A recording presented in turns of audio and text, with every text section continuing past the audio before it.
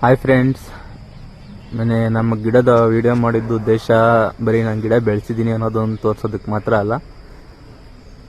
ಈ ಮುಖ್ಯ ಉದ್ದೇಶ ಏನಂದರೆ, ಇಲ್ಲಿ ನಮ್ಮ ಗಿಡದಲ್ಲಿ ಬಿಟ್ಟಂಥ ಹಣ್ಣುಗಳನ್ನ ಇಲ್ಲಿ ಬಂದಂಥ ಜನಗಳಿಗೆ, ಮನೆ ಹತ್ರ ಬಂದವ್ರಿಗೆ, ಹಣ್ಣು ಕೇಳಿದವ್ರಿಗೆ ಎಲ್ಲರಿಗೂ ಹಣ್ಣುಗಳನ್ನು ಕೊಟ್ಬಿಡ್ತಿದ್ದೋ. ಬರೀ ನಾವು ಮಾತ್ರ ತಿಂತಿದ್ದಿಲ್ಲ, ತುಂಬ ಹಣ್ಣುಗಳು ಬಿಡ್ತಿದ್ದೋ. ಎಲ್ಲನೂ ಬೇರೆಯವ್ರಿಗೆಲ್ಲ ಕೊಟ್ಕೊಂಡು ಬಂದು ಎಲ್ಲರಿಗೂ ಕೊಟ್ಟು ಮಿಕ್ಕಿದ್ದಂಥ ಹಣ್ಣುಗಳನ್ನ ಬೀಜ ತೆಗೆದು ಗಿಡಗಳನ್ನ ಬೆಳೆಸ್ತಿದ್ದೆ. ಉದ್ದೇಶ ಯಾರ್ಯಾರಿಗೆ ಈಗ ಮತ್ತೆ ಗಿಡ ಬೆಳೆಸಬೇಕು, ನಮ್ಮ ಮನೆ ಹತ್ರ ಬೇಕು ಅನಿಸುತ್ತೋ ಅಂಥವ್ರಿಗೆ ಗಿಡ ಕೊಡೋದಕ್ಕೋಸ್ಕರ ಇನ್ನು ಗಿಡಗಳನ್ನ ಬೆಳೆಸಿದ್ದೀನಿ. ಇಲ್ಲಿ ನೋಡಿ, ಇವು ನಾವು ಬೆಳೆಸಿರೋಂಥ ಸ್ವಲ್ಪ ಗಿಡಗಳು.